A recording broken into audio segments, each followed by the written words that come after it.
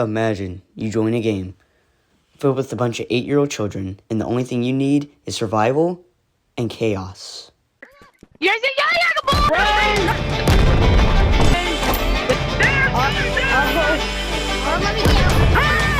the salesman from Squid Game!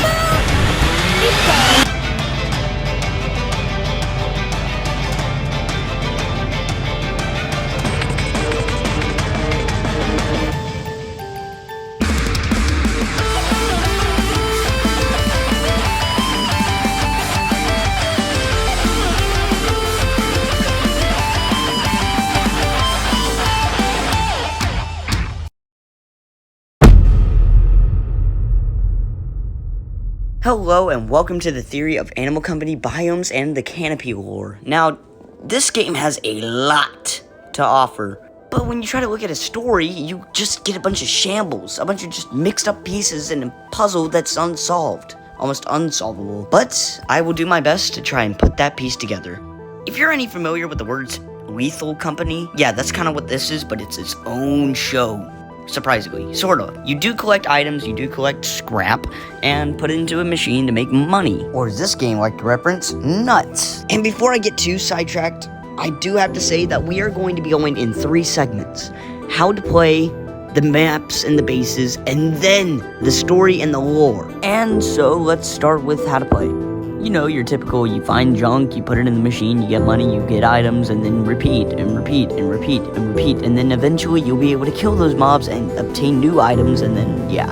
Trust me, it's not that complicated as what I'm making it, but the lore is what's really overstimulating my brain, so I'm just gonna get out the maps. First is forest, you'll be finding turkey, and the chicken, and the golden egg, and the ogre there. And then next up we have the sewers. It's filled with twisting mazes and pipes, and this weird zero gravity thing. Next is the haunted mansion, where you'll be finding the nuns and 2 or 4 floating heads. But once you start looking for the key and go down into the basement, you'll see that there's a beating heart thing. And then you'll drop a second time into another black hole, and then you see that in the sky. But when you go inside of the black hole, you're back at spawn. Like nothing ever happened. So after that, you go into the mines, and then you encounter this weird spider and these purple amethysts, and then you go deeper and you find this laboratory, and then you go in deeper, and then whoa, okay, what in the world is all this? This is actually the layout to the mines, but this caught my eye. Now, of course, we need to ask, are we in a simulation? And to answer that, we need to actually find what makes this digital world an actual simulation.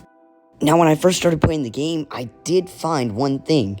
These mysterious blocks. They're generating cubes. They have these cables attached to the back of them.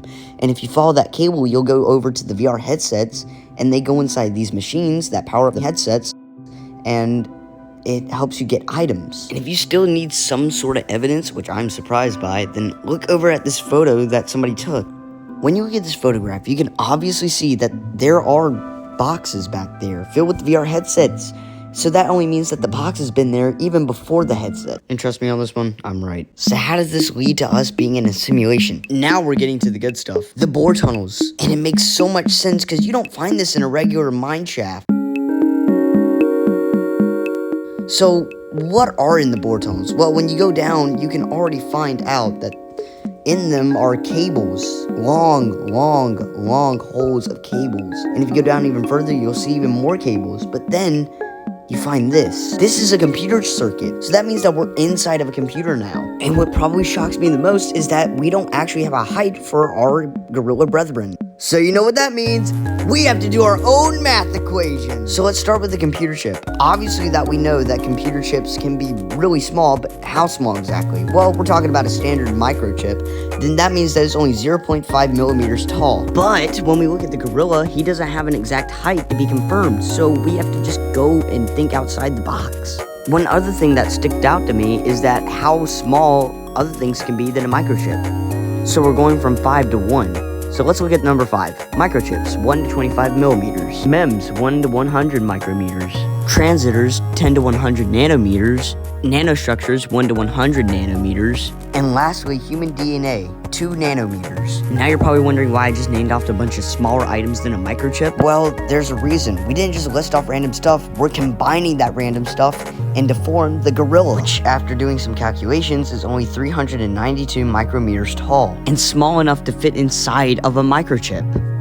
But you're probably wondering now that how does that equal to a gorilla? Well, let's look at the ingredients. First, we have human DNA, and it's a gorilla, so obviously it has something. Nanostructures, like the one in our brain, is a neuron. Then for the technology stuff, we have MEMS and transmitters into the walkie-talkie. So if you start to think about it, all the monkeys and gorillas and the other animals are technically man-made.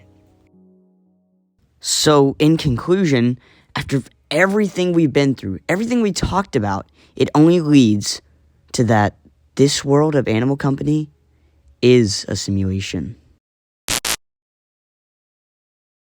But hey, that's just a theory. A game theory. Thanks for watching.